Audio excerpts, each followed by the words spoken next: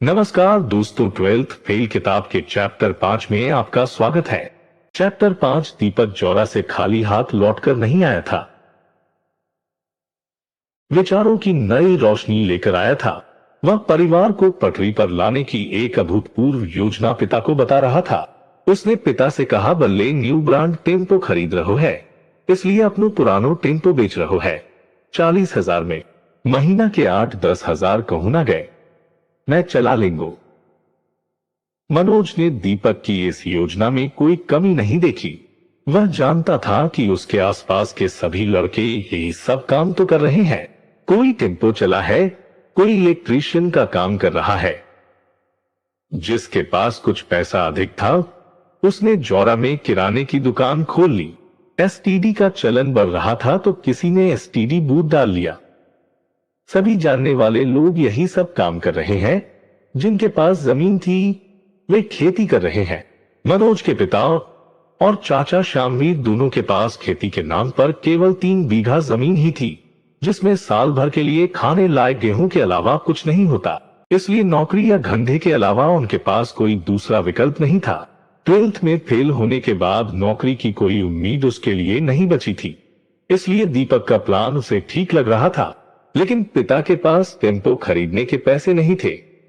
पिता ने बहाना बनाया, टेम्पो चला के घर की इज्जत बिगाड़ोगे, पढ़ो लिखो परिवार है हमारो। पिता का इनकार सुनकर दीपक और मनोज चुप हो गए। पर मां ने पिता से लोहा लेने का मन बना लिया। वह बहुत इज्जत है तुम्हारी, घर घर जाके उधार मांगती हूं, तब इज्जत ना जावते तुम्हारी। मोरा मेहनत करके कछु करबो चाह रहे हैं, तुझे मदद करने की जगह टांग अड़ा रहे हैं। मां का उलाहना सुनकर पिता ने मौन साध लिया। अगले दिन सुबह जब मां ऊपर कमरे में आई तो उसने देखा कि पिता अपने बैग में कपड़े जमा रहे हैं। मां ने उन्हें कपड़े जमाते हुए देखा तो वह ठगी रह गई।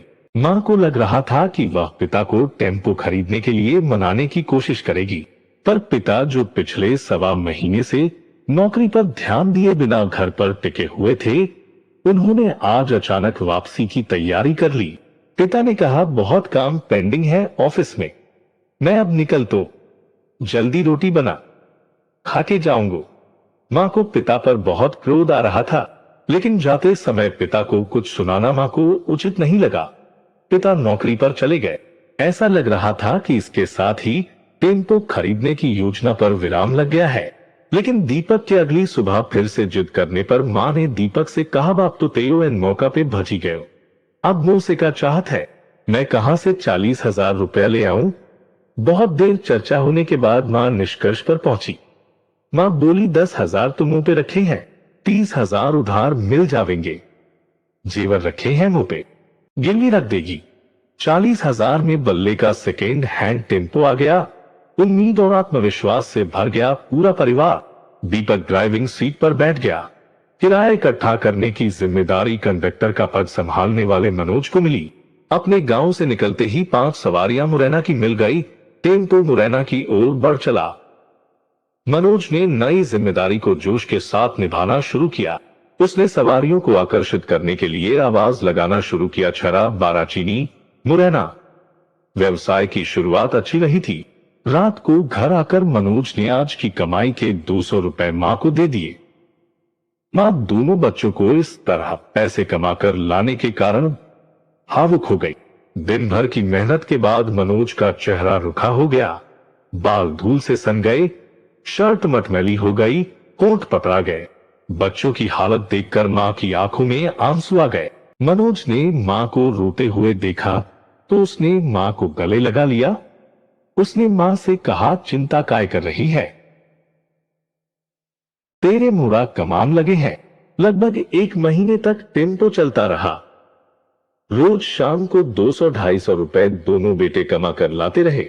मां को लगा, यदि इसी तरह टेम्पो चलता रहा तो जल्दी ही उधार पटा दिया जाएगा, फिर 1-2 साल में नया टेम्पो ले लेंगे। पिता की अनदेखी के कारण मां को अपने बच्चों से उम्मीद थी कि उनकी मेहनत से ये घर फिर से पटरी पर आ जाएगा।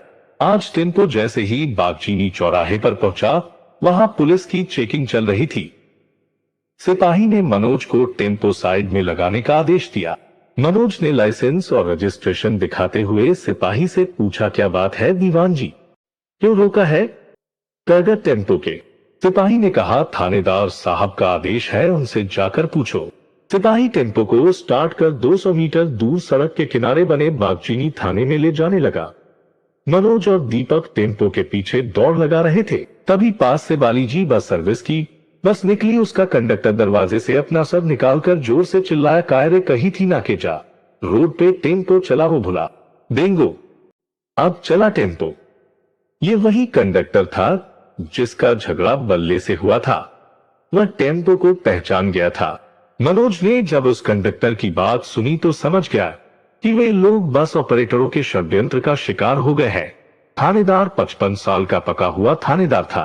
वह अपने कमरे में कुर्सी पर बैठा हुआ था।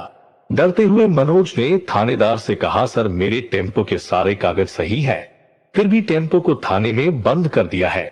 थानेदार ने दीवान को आदेश दिया, दीवान जी बाहर फरियादी बैठा है, उसे ले आओ। दीवान एक 20 साल के युवक के साथ वापस आ गया। रात के अंधेरे में सेंधमारी करने वाले इस युवक का नाम दिनेश था, जो कि पुलिस का मुखबिर भी था। थानेदार यादव ने दिनेश को कई कामों के लिए रख रखा था। बदले में उसे सेंधमारी करने का विशेषाधिकार दिया गया था। थानेदार ने दिनेश से पूछा, बता दिनेश क्या फरियाद लेकर आया है? दिनेश ने जैसे रटा हुआ वाक्य बोलना शुरू किया, सर मैं और मेरा दोस्त मोटरसाइकिल से जा रहे थे, पीछे से इसके टेम्पो ने टक्कर मार दी। मेरा दोस्त जमीन पर गिरकर बेहोश हो गया। उसको बागचीनी के ही प्राथमिक स्वास्थ्य केंद्र में भर्ती करके आपके पास आया हूँ। थानेदार ने मनोज को देखकर कहना शुरू किया, सुन लिया तूने, एक तो सड़क पर एक्सीडेंट करता है, ऊपर से जवान चलाता है। मनोज रुआंसा होते हुए बोला, सर ये आदमी झूठ बोल रहा है, हमसे कोई एक्सीडेंट नहीं हुआ। थानेदार अब अपने असली रूप में आ चुका था। चुप साले, जवान चलाता है, बंद करो दोनों को अंदर। जेल में सरोगे तब पता चलेगा कि एक्सीडेंट किया है कि नहीं। बालाजी बस सर्विस के मालिक से प्राप्त फीस के बदले थानेदार ने अपना काम बखूबी कर दिया था। मनोज और दीपक के पैरों तले जमीन खिसक गई। दोनों के आंसू बहने लगे, पर थानेदार नहीं पसीजा। दोनों को दीवान ने लॉक अप में बंद कर दिया। मनोज और दीपक का रो कर बुरा हाल हो रहा था। दोनों डर के मारे कांप रहे थे। उन्हें समझ नहीं आ रहा था कि अब कहां जाए, किससे मदद मांगे। 2 घंटे बाद दीवान ने मनोज से कहा, तुम दोनों को रात भर थाने में बंद नहीं कर रहे हैं, यही गनीमत है। थानेदार साहब बहुत रहमदिल है, अब जाओ, लेकिन अब ये टेम्पो तो कोर्ट से ही मिलेगा। दोनों अपनी जान बचाकर भागे। दोनों का पुलिस से ये पहला सामना था। दोनों भाई रोते हुए सड़क पर पैदल जा रहे थे। पीछे थाना छूट गया था। उनके लिए थाना रक्षक नहीं भक्षक बना था। रात हो गई थी, इसलिए अब कोई बस या टेम्पो सड़क पर नहीं था। 10 किलोमीटर पैदल चलकर दोनों अपने गांव पहुंच गए। निराश, थके, दुर्वी, टूटे हुए, पराजित। आंखें आंसुओं से अब भी भरी हुई थी। माँ को देखकर मनोज फूट फूट कर रो पड़ा। दीपक ने सारी कहानी कह सुनाई। माँ की आंखों में भी आंसू आ गए।